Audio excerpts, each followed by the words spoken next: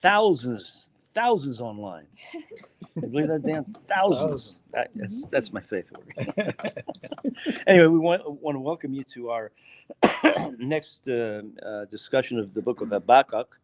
And we're in chapter 3 and verse 3. And I just wanted to remind you the book started out with a question: why isn't God judging the unrighteous? And chapter 2 goes into the unrighteous are just like unrighteous Babylon, same characteristics, same disposition.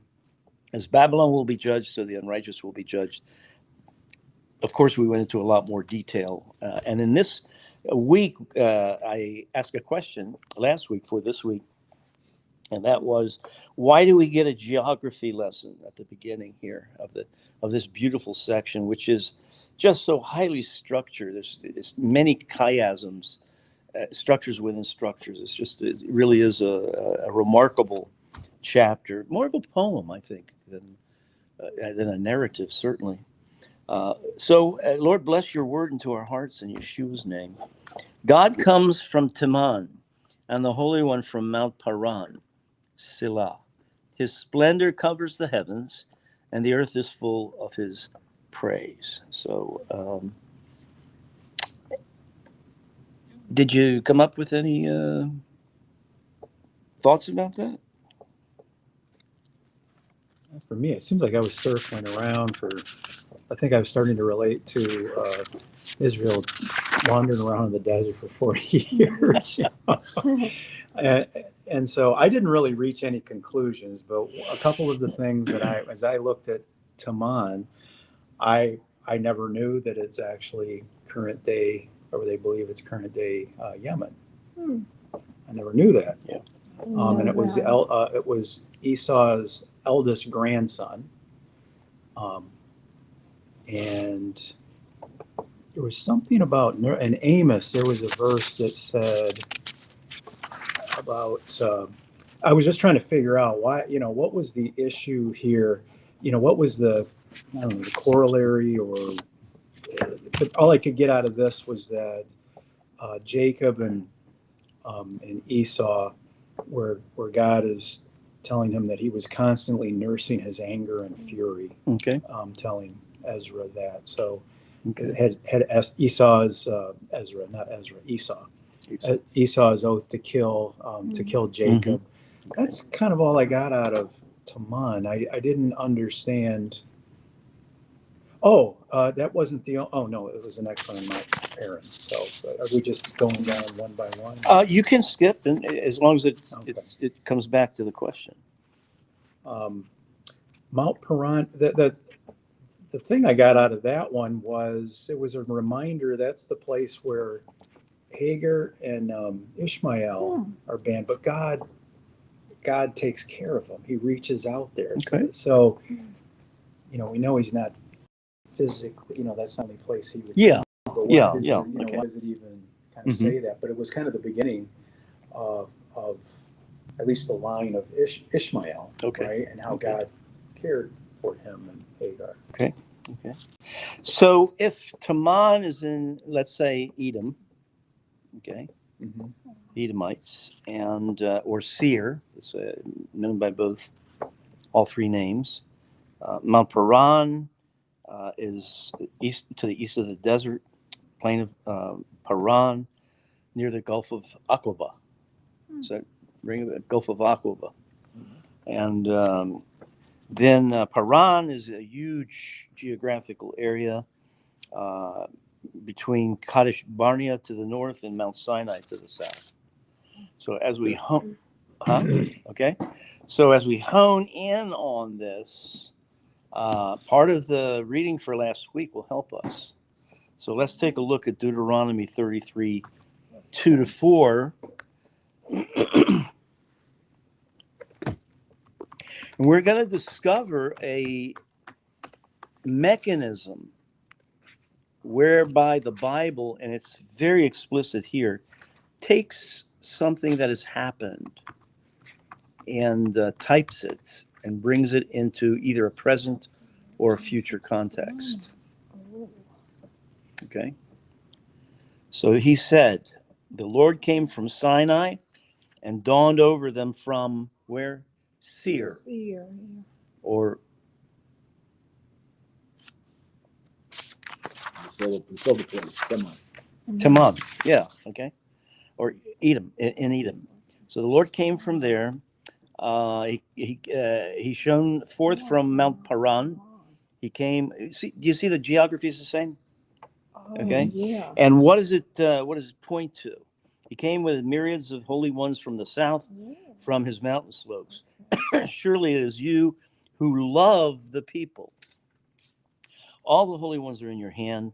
At your feet they all bow down, and from you receive instruction, the Torah that Moses gave us, the possession of the assembly of Jacob.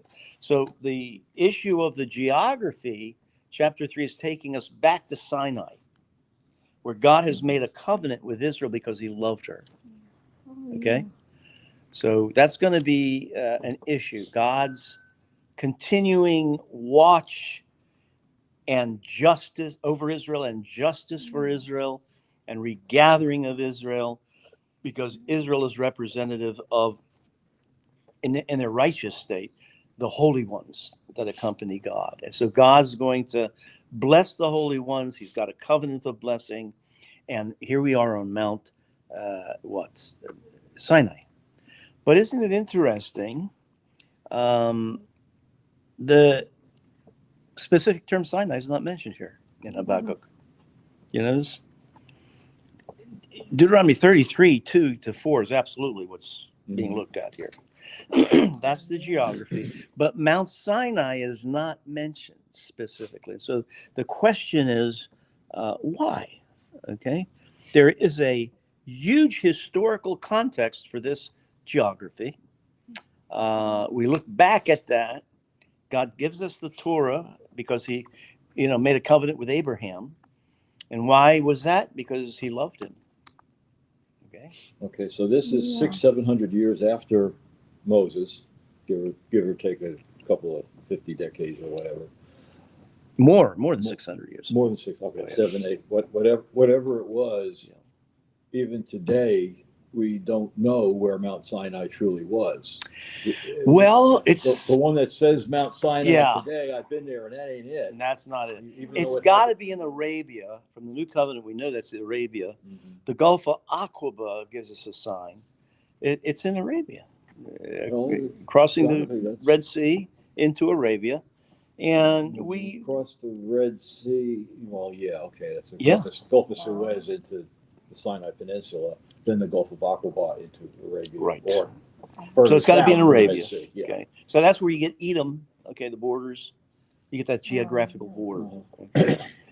Because we are centering on Sinai, but curiously, the prophet doesn't mention Sinai. Why doesn't he just say it? Okay, let me just clarify something for myself. Yeah.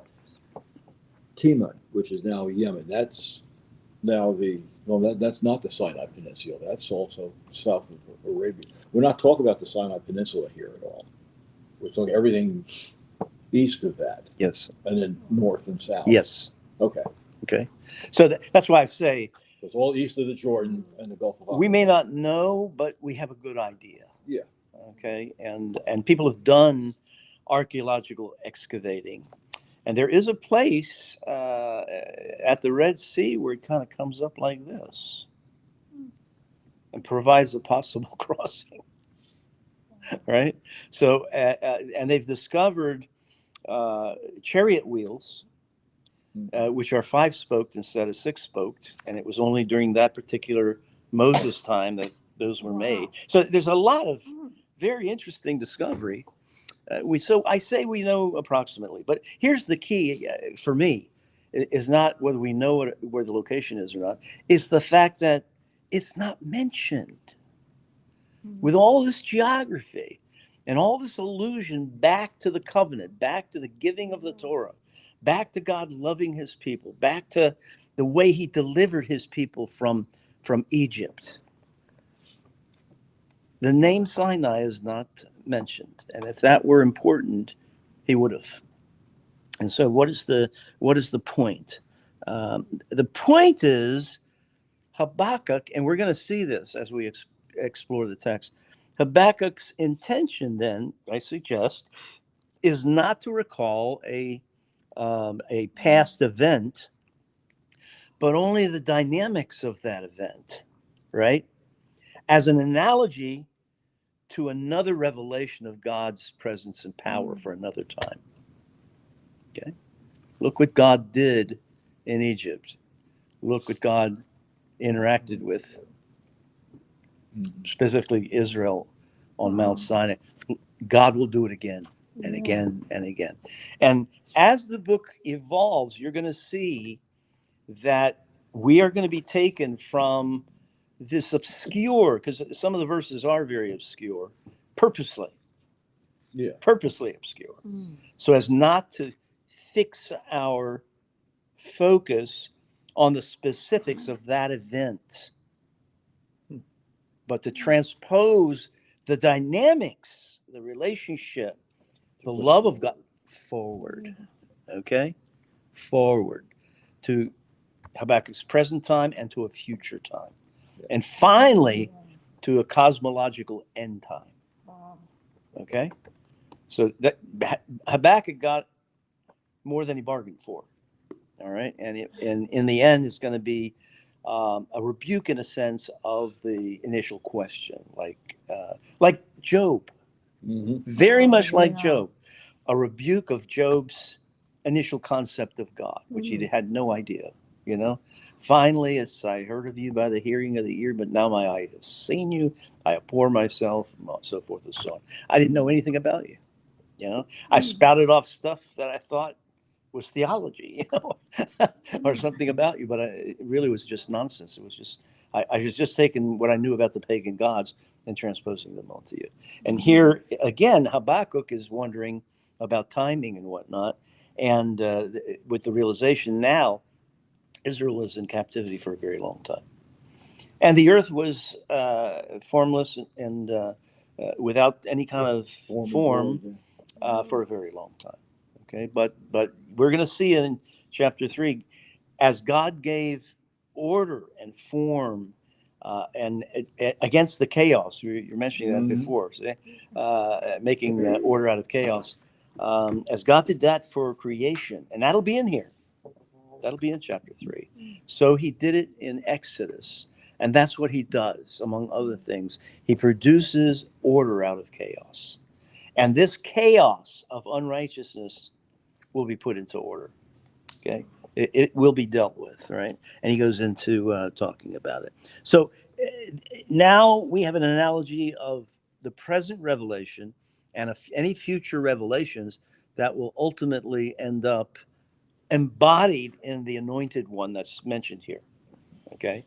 The anointed one is Israel. The anointed one is the anointed one. Okay? So you're looking forward to something that will be full of what has transpired in the past. Okay? Well, it sounds like what Habakkuk was doing here is something that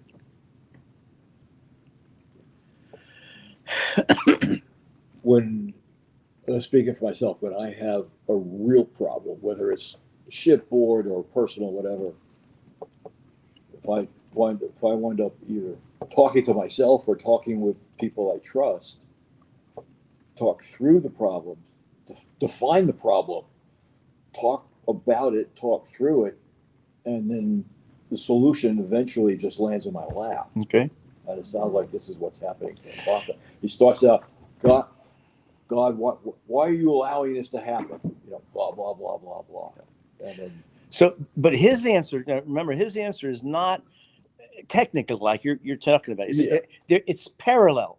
yes. But his answer is going to be relational.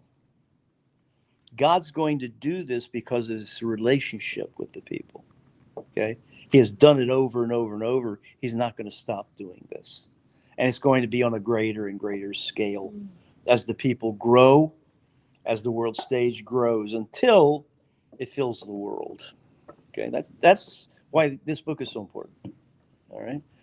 And the Bible does this all the time. We'll be talking about something, and where'd you get that? Sounds too grandiose for that particular situation.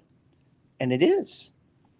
Because what's happening is part of an event or a concept is now being transposed to a new time and a new expectation, a new revelation. I don't mean that it departs from the foundation. I'm saying that the new revelation has to occur as the stage gets larger and larger and larger, right? Because needs are different. So this is the word glory that is not the normal word for glory. It is, in fact, chod. The normal word for glory is kavod, but this one is chod. And chod has to do primarily with kingly authority, splendor, kingly splendor, if you will, right? And then in this verse, the word cover is the word kisa, and it's used as an extension over a service or over a surface so as to permeate it. Like if I pour a lacquer over a surface and it spreads and it just permeates the entire. That's what that word means. It's not like to cover. It's to cover with the idea of permeating every spot. Oh, yeah. So God's glory is going to be filled to where?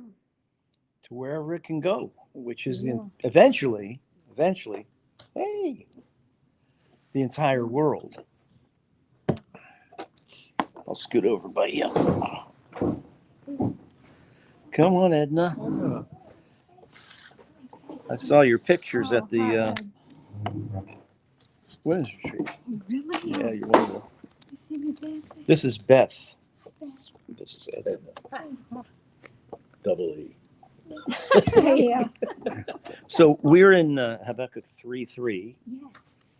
and we've explained that Habakkuk is taking the event at Sinai and expanding the concepts of relationship between God and Israel, which is one of love, and the giving of the Torah, which is covenant. And he says, because of love and covenant, God will take care of the righteous and the unrighteous. Okay, needn't worry. And so his glory spreads, covers, right? And again, it's not covering like I'm covering, my hand is covering this page. It's a covering that spreads over a particular service and covers every part of it, which we're going to, the new covenant understands this. So maybe we can get some insight there as well. So God's glory covers the heavens, permeating the heavens and thus revealing his splendor, right? So this idea that the heavens declare his glory, well, not to everybody, but if we see God's chod spreading out and permeating every aspect of life and pushing dominoes that we never knew even existed and resolving issues that were not resolvable, then we see that spreading, that the earth in fact is filled in that way. Wow. Where we begin to see, wait a minute, there's no place where he's not spreading. Wow. You know, in a darkened world, we can see today, God, how much longer can you let it go on like this? You know, I get this all the time, right? And he can let it go on a long time. But despite what's going on, he's spreading. The kingdom is spreading, right? And we see that in Matthew. We see that 1,000 years is like a day. Yeah. Yeah, but it will end in an endurable way that the believers there will still be believers, and there will still be an Israel, right? So we have that illustration. I've probably mentioned it a number of times. There's heaven. Violence shakes heaven, right? Heaven suffers violence, and the violent take it by force. And if that's all you got, it's not much. You can evolve any number of teachings, but what it means, it's actually like a parable of the day. In those days, the shepherd would pen in the sheep, and the sheep it wouldn't be very strong, just rocks, a few rocks, and they were tired. Shepherd was right there protecting the sheep, and they were tired. They were going to lay down. No chance of them escaping. Even if it was a flimsy gate. All right. So in the morning, when they're hungry and they're tired and they want to do what their business and whatnot, they start kicking at the structure, and they kick one stone or one peg out and another one, and one sheep gets out and spreads out, and then another one and another one, until finally all the sheep are crowding to get out, and then boom, they all flood out of the cave or wherever they're pent up, and they just fill the whole pasture area. Stampede. Yeah, Yeah. yeah. But it's the same spreading. Right. That's what that means. Heaven is birth. It's not that heaven is suffering violence from the outside. Heaven is itching to get out, and is pushing and spreading. And we think nothing's happening, but that seed in the ground is germinating and doing a whole bunch of stuff. And all of a sudden, we'll see a sprout, then we'll see a blossom, then on and on and on. Far too All right. many seeds. What's that? Far too many seeds. Too many seeds. I know your story. Okay, so it's spreading out. It's covering. It's filled with the glory of the Lord, the manifestation of God's rule. Let's take a look. Just briefly, there's others too, but I just want to take a look at this. I don't know if you've ever considered this particular verse or this arena, Ephesians 4:10. I'll give you some time to turn to. It's a beautiful verse that I don't think is understood very well, because this portion in Habakkuk is not understood. That book is not studied that much, let's face it. It's a little book. People think minor prophets, they must be minor. Well, a minor prophet means his book is smaller than the major prophets. Major prophet has a big book. Minor prophet has, they're no less important. So he who descended is himself. Also, he who ascended far. Now, who is that? That's Yeshua. He descended, he has ascended far above the heavens, that he might fill all things. That Greek word is akin to this Hebrew word to fill, kisah. So that's what Yeshua is doing. He's filled, not only fulfilled all things, but he's filling with the kingdom through himself, filling the earth, filling the universe. Okay, that's what it means. And Habakkuk is just one of the keys, but a very good key to open that up for us. Okay, that's how Yeshua, in accomplishing through love and relationship, the new covenant,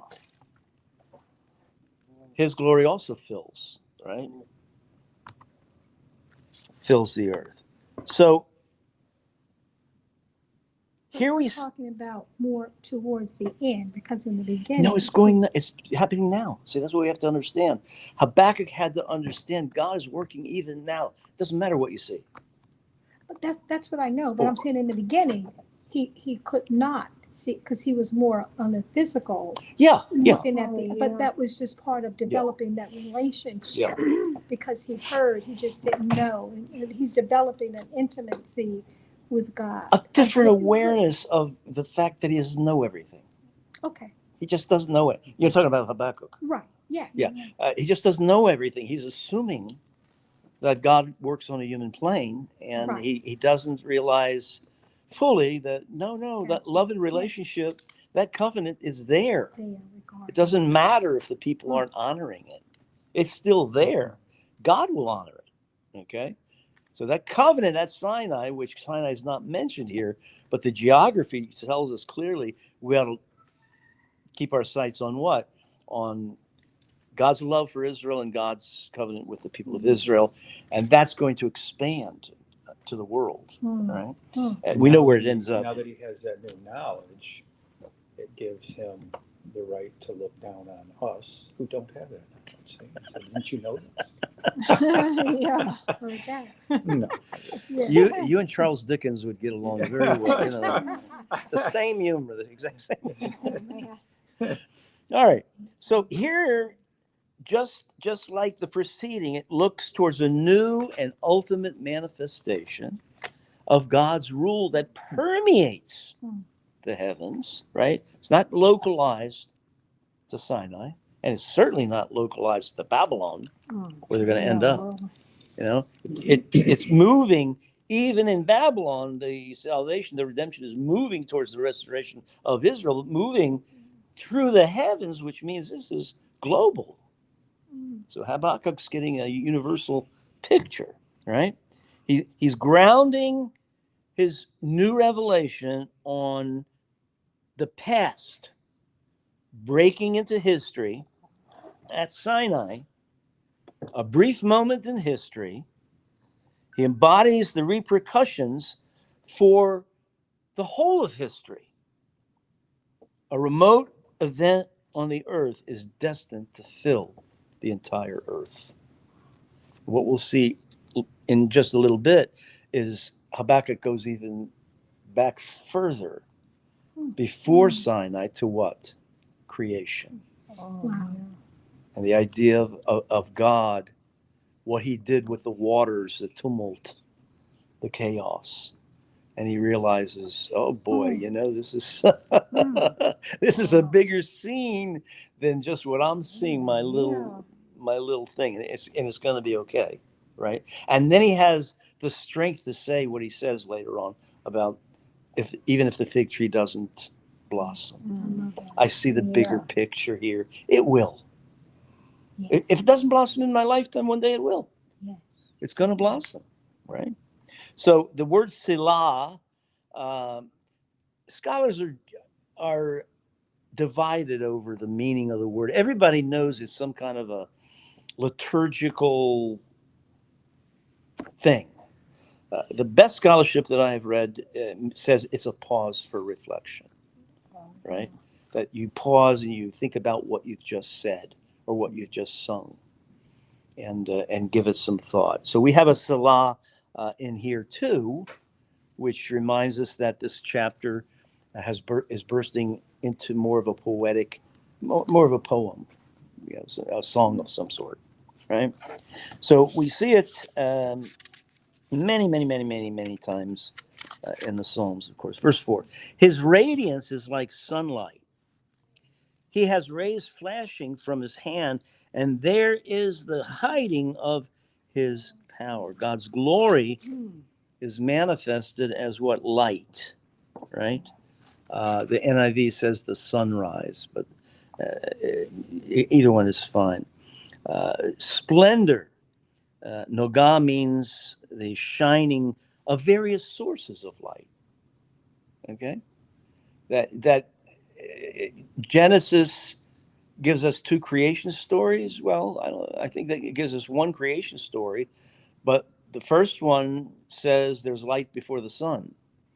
So the sun gives us light, but there's another kind of light that is before that is greater than that ignites that. There's a reality, and Paul says this. The things which are seen are temporal, the things which are unseen are eternal. There's something behind it. And we see the sun, and all of a sudden we got to make it a god because it's so big and bright. But no, that was a created thing. There's a brightness that goes before that sun. Before that sun could be put up, there had to be light before that. So this particular light here is various sources of light, including the sun. Quick question. Yeah. Is he talking from what he has experienced or based on what he understands the scriptures to say about him? I think he's getting a new revelation of the scriptures as they were meant to be. Now we would say, where are you getting it? He's getting it from Genesis. He's getting it from Exodus. He's getting it from Deuteronomy. He's getting it from the Psalms. He's putting it together. Luke said this, a lot of people have tried. By the way, I think if it's okay with everybody, our next book will be the book of Acts. I'd like to go through the book of Acts. And it's fascinating. It has a lot of fascinating thing. Miracles notwithstanding, miracles are wonderful too, but the history I think is very important for us to understand the development of the early believers and what they were thinking about and what God's heart was and so forth. So unless somebody comes up with a better idea, I think we'll do that. But mentioned X because why did I mention X? You were going through the various. Yes, Luke. Luke is the author of X. That's why. Luke says, a lot of people have sought to describe the events that have preceded us and put it all together. But I've collated it all.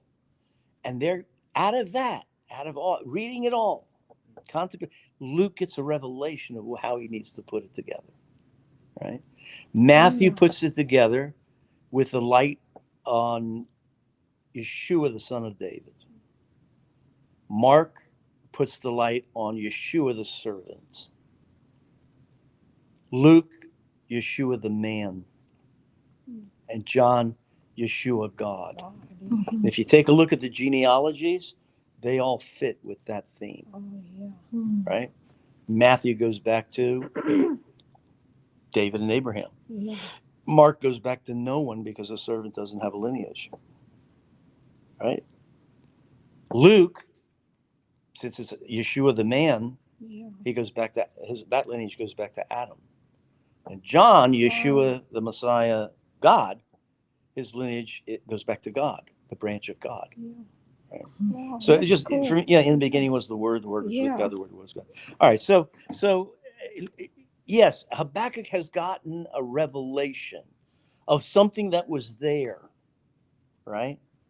But he's got a new context. That's why history is important to move on. As the world gets bigger, we see more things. And all of a sudden, it's like, wait a minute, you know what? People were myopic back then because that's all they had. I mean, they had this little plot of land, and that was the known world, and that was their stage. And they thought everything was going to happen there. Paul, I am certain that Paul, at the beginning of his writings, it's like the Lord's coming any second.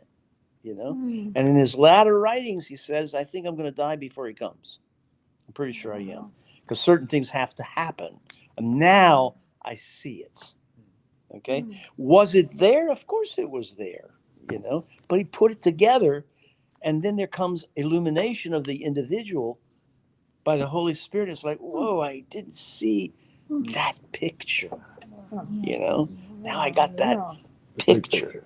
Right? The big picture. The more complete picture. The rays. Have you ever seen? I think it was in the Middle Ages. It might have been earlier than that, but I think it was the Middle Ages. Moses is depicted as one having horns. Okay, do you know why? No. That was God. No, because the word karnaim, which means rays, like Moses shone, he produced rays, was translated as horns. Moses had horns, and so the Vulgate used horns. So Moses, it was convenient for their thinking about Jewish people, but that's how it is. But it's not. Oh, man. Well, it was. I mean, Let me tell you, that hasn't changed much. There's another reason. There's another reason. All right. I've had people touch my head. Where? Projections. Little phrenology there. All right. So this is splendor, emanation, glory, a shining, a light that is beyond the light of the sun. Okay? It's before the light. We'll find out later on. It's before the light of the sun. Something magnificent. Various kinds of light, all kinds of light.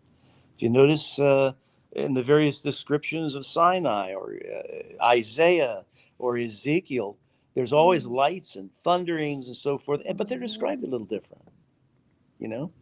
Various kinds, different ones will see different things. So the interpretation gets confirmed. How does interpretation get confirmed? Again, using Exodus and Deuteronomy and the Psalms. The verses 3 and 4 are connected with Sinai, although it's not mentioned specifically. This whole section is identified with Deuteronomy 33, in which God's glory is similarly portrayed. That's why I had you read that. Third of all, the imagery of sunshine or these emanations is remote. It's dominated by earthquakes. It's dominated by storm. It's dominated by lightning, which again is okay. So he gives the instruction, and then he confirms it with another round of descriptions, similar to that, right? Verses 3-7, we see the consensus of splendor, sunrise, verse 11, lightning, on and on and on and on. So he says it, then he says it again. Right? So verse 5, plague went before him, pestilence followed his steps. What do you think that's an allusion to?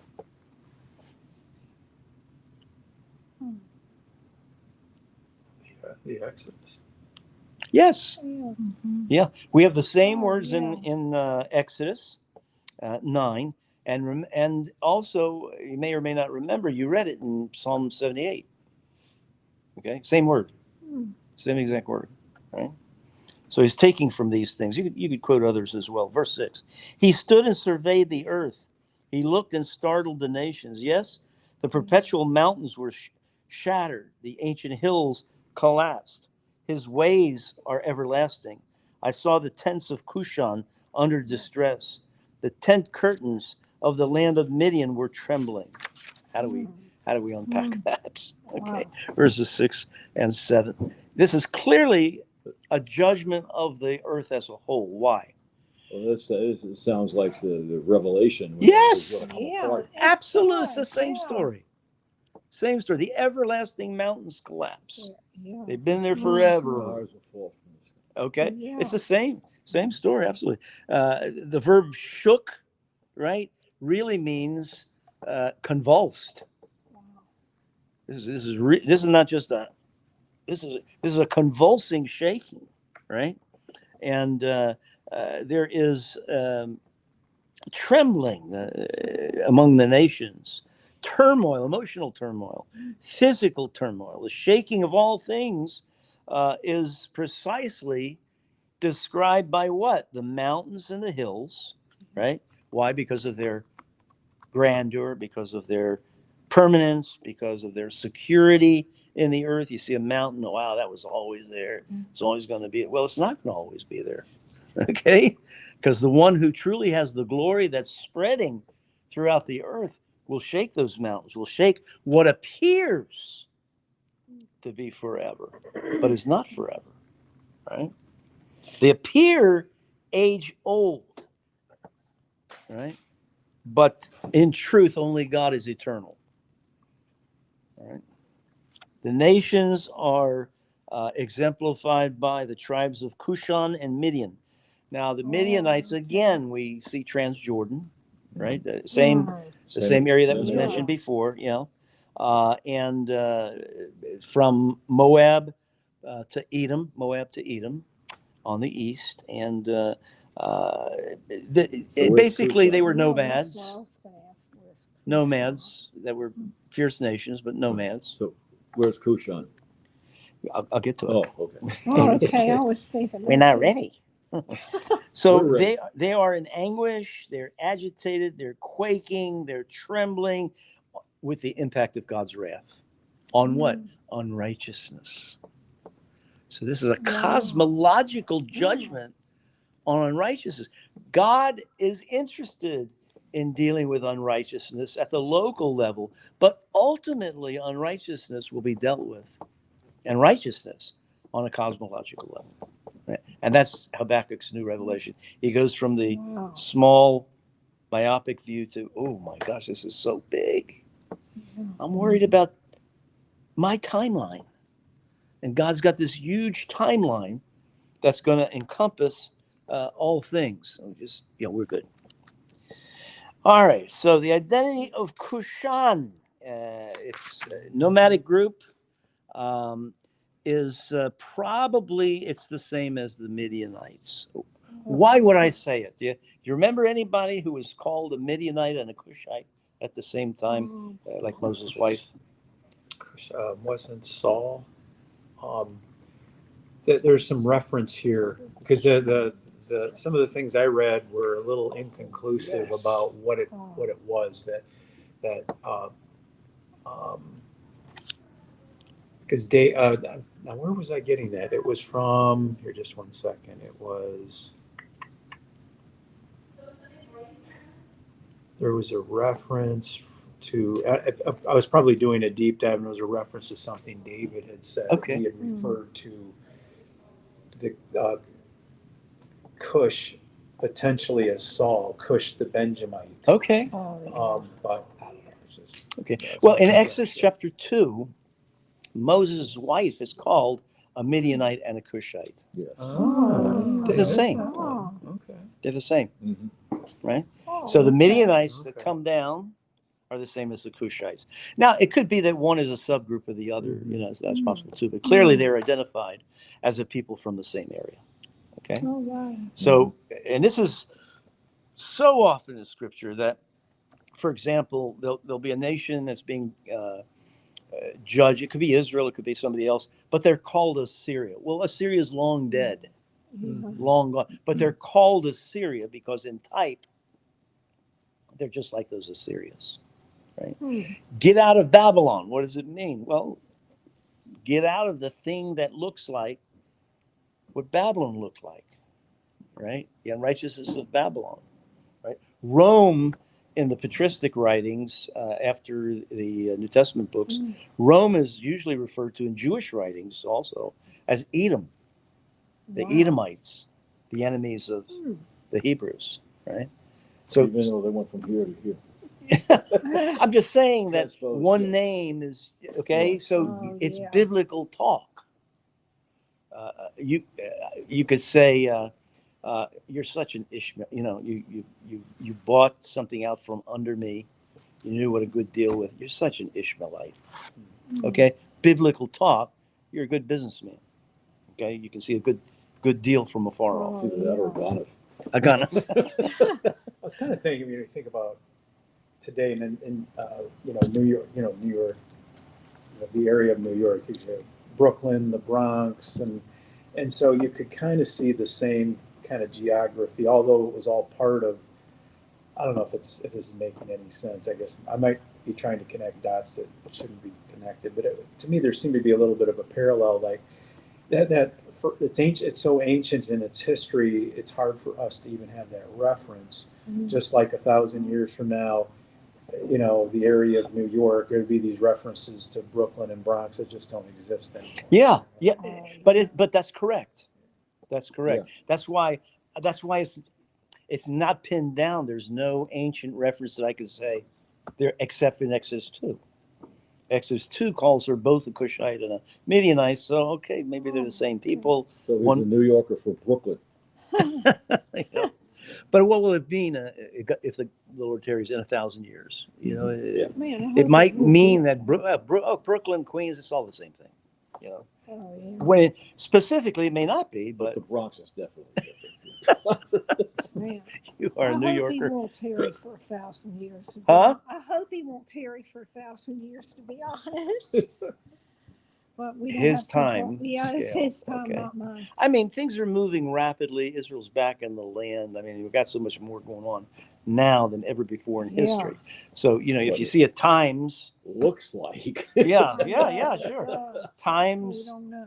without calculating anything, times, Mm. time, half of that, Oh, and half a time. time. Yeah. So that's a quarter of what you originally started with. Mm. Okay? So we're closer now than we ever were. Yeah. Yeah. But you see the division. You got this block, and then it's halved. Then it's half to get. How many times can you do that before you actually get to the event? You know, it doesn't go on forever. Eventually, you get to the event. Verse 8. Did the Lord rage against the rivers, or was your anger against the rivers, or was your wrath against the sea, that you did ride on your horses, on your chariots of salvation? So, what do we? This is a comment on what we've just seen: the wrath of God leveling the mountains and so forth and so on. His wrath is dramatic. It's echoed by the words what? Anger and rage. You know, it's pretty hefty. It's directed against the Yam, the sea, right? The Red Sea, God was, this is hyperbole, but it's as if God was angry with the Red Sea and said, "You part. You stop preventing my people from getting over to the other side." I mean, I'm putting it in mundane terms, you know. So the sea parts. It does what it normally doesn't do. It has to part, and the people go over. Right. This is the focal point of Israelite history and memory. Right. Then the chariots and the horses lead to what? The Lord's victory, His Yeshua, His deliverance. Right. And the deliverance of Sinai, excuse me, the deliverance of the Red Sea is mandated before the covenant can be given on Sinai. And why is that? They had to be totally separated. That's number one. And number two is that they were redeemed, right? Redeemed, Gaal means to buy back. So they were bought back as a people, as a family in God's house. So his responsibility regarding the Sinaitic covenant, the Abrahamic covenant, is a family covenant. It's a strong covenant. If somebody in ancient days touched your family, it wouldn't matter who they were, even if they were an obnoxious rat, and they harmed one in your family, your entire family would go out to war. I mean, all of the men of war would go out to war and annihilate that family or that tribe, or otherwise whoever was left of them would come back. That's what blood war was. People don't understand. Huh? Hammurabi's code. Okay, but it's an ancient, clan Mason-Dixon kind of thing, right? Yeah. So their deliverance is a precondition of the covenant of Sinai, right? But that once that covenant's in force, God will in love be faithful to that covenant. So no worries, however long it takes. Righteousness will be vindicated, unrighteousness will be judged. No question about it. And in fact, in an ultimate sense, it's worse than you can even imagine. You want a small devastation on your present enemies, the Babylonians, because they're going to come in, they're going to capture you, they're going to do terrible things to you, they're going to take you away.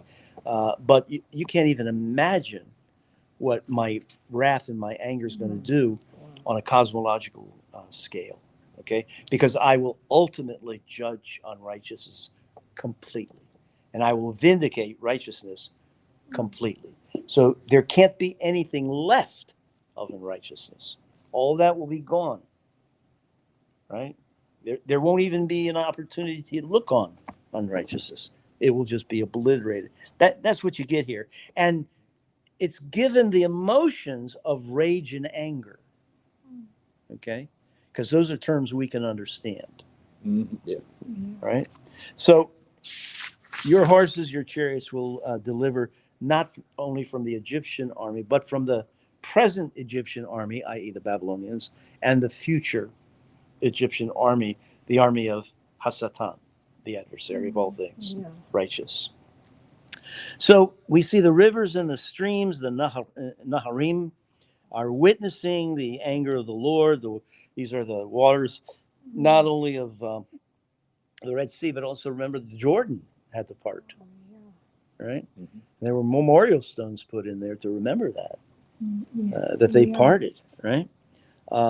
So the rivers are generally that which saw, if they are given personalities, they saw the miracles. They witnessed the miracles. The mountains witness the miracles. The horses and the chariots are called his horses and chariots, in contradistinction to the horses and chariots of Egypt, of Babylon, of any future unrighteousness. And this depicts God as Adonai Tsevaot. And Tsevaot, the Lord of armies. The Lord of armies, right? So we get this military military image. Okay, let's see. The chariots, or the power of the chariots are manifested by words like the wind and the storm, the driving back, the churning of the Red Sea, so forth and so on. That's his chariot. You can't see it, but those are the chariot. Those are God's chariots that drive back the waters. They're more powerful than human chariots that can only do two-dimensional things, right? But he's working in all the dimensions. It's represented in the power, really, of the wind and the storm. Later, in other books, in Psalm 68, if you remember reading that, the cherubim are described that way. They're the charioteers. They're riding on the wind. So Habakkuk's reading that. And he's got this image now, this huge, powerful army that just does things on a universal cosmological basis that dwarfs anything that's going to happen on a local basis. And he sees it. He understands it. He has a memory of the Exodus, as does Israel. But from these well springs, all of a sudden, he's beginning to see joy percolate in his life. And the adversity and the resolve to that adversity, I see the light. I see the light at the end of the tunnel. I see what's going to happen. And so joy is going to be the end of that. He continues with this, verse 9. Your bow, you uncovered your bow, you called for many arrows, you split the earth with rivers. Was that verse 8? No, that was verse 9. Okay, you split the earth. So all of these words, the word for arrows, matot, usually means staffs or tribes of Israel. It's good to have a full quiver for your family. Usually a quiver is at least 5 arrows, meaning 5 children, right? In an agrarian society, you needed a lot of kids, right? Okay. Yeah. All right. So it could be that, or it could be the shaft of a weapon, right? So what is it here? Let's take a look again. Deuteronomy 32 is a precursor to 33, 39. See now that I am He, and there is no God besides me. It is I who put to death and give life. I have wounded, and it is I who heal. There is no one who can deliver from my hand. Indeed, I lift up my hand to heaven, and I say, as I live forever, if I sharpen my flashing sword, and my hand takes hold on justice, I will render vengeance on my adversaries, and I will repay those who hate me. I will make my arrows drunk with blood, and my sword shall devour flesh. Now, obviously, these are not physical things, but his sword is huge. His arrows are the implements of his warfare, which would be his people and his weaponry, right? Whatever weaponry God has and is invested in his people. And we're okay. Sworn are the tribes. Did I read that? No. That's another translation of verse 9. Yeah, the rods of chastisement were sworn. And so what does that mean? Okay. Well, to swear is the same root as the word for 7. And it was known that and let me get it, make sure I've got this correct.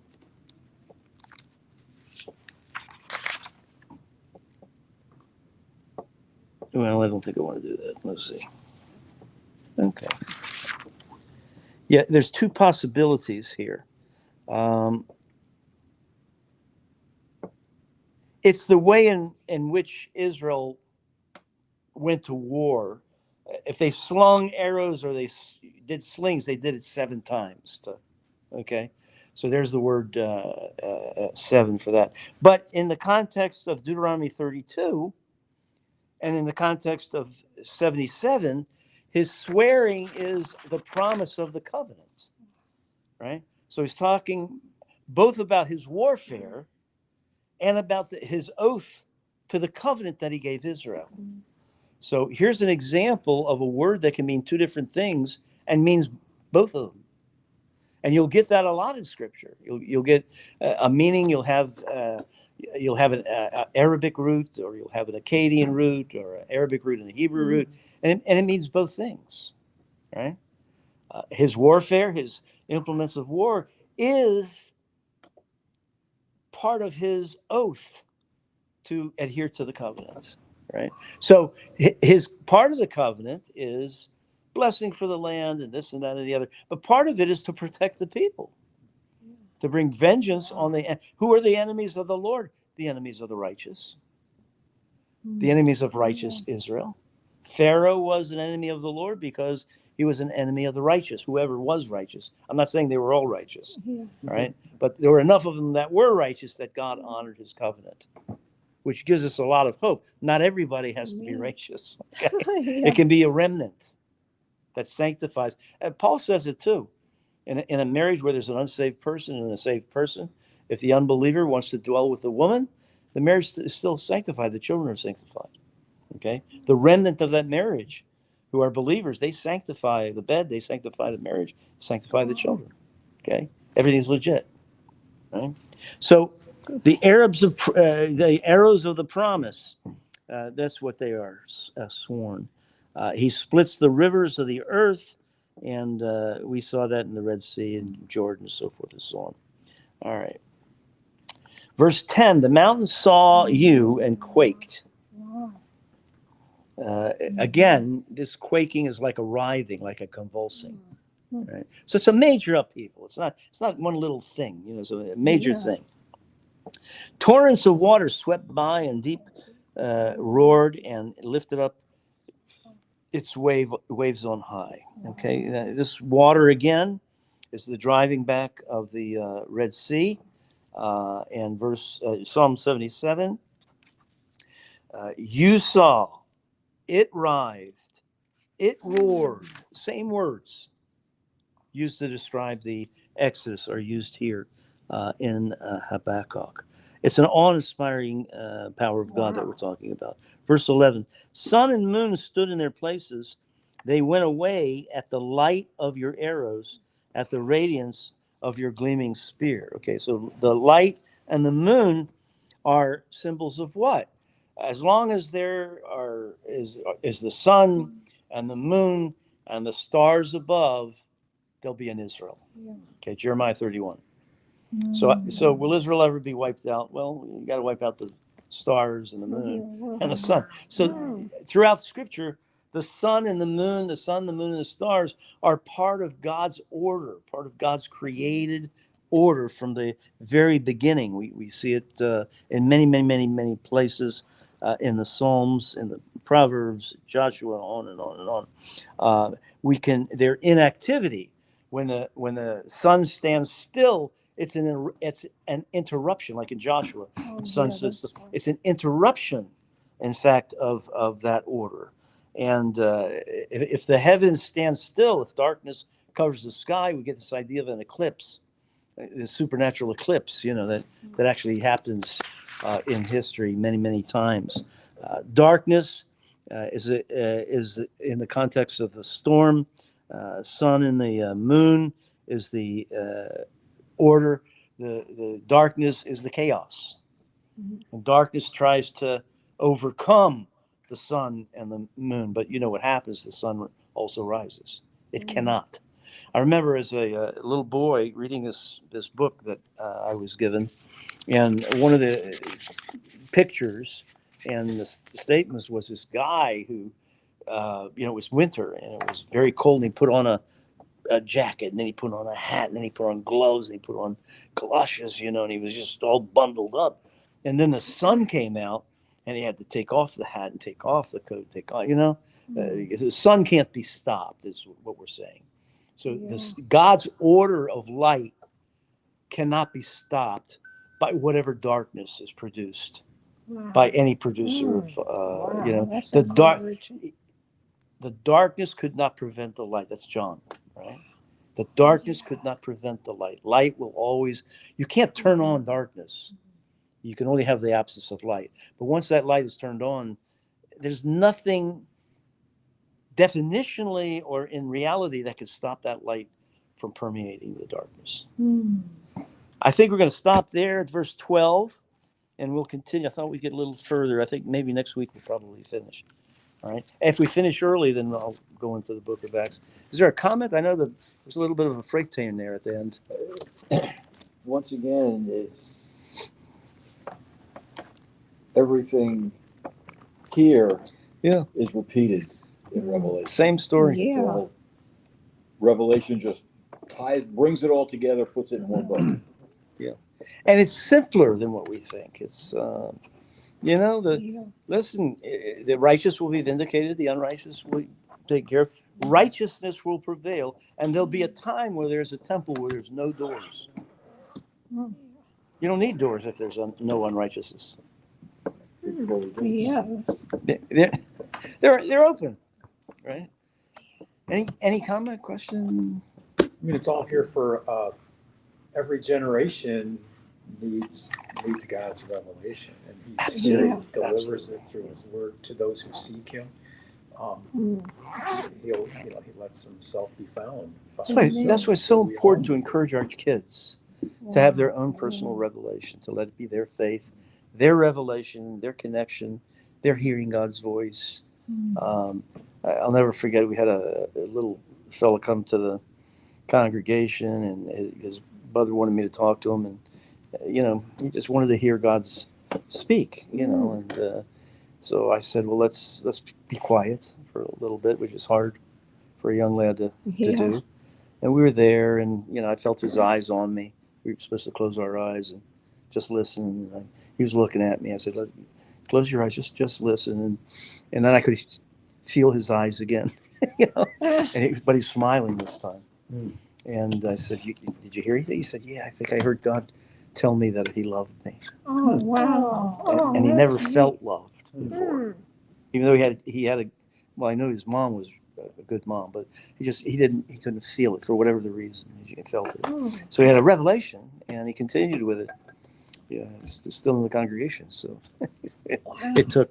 Thank you for joining us, and we'll be back next week, same time, 7:00.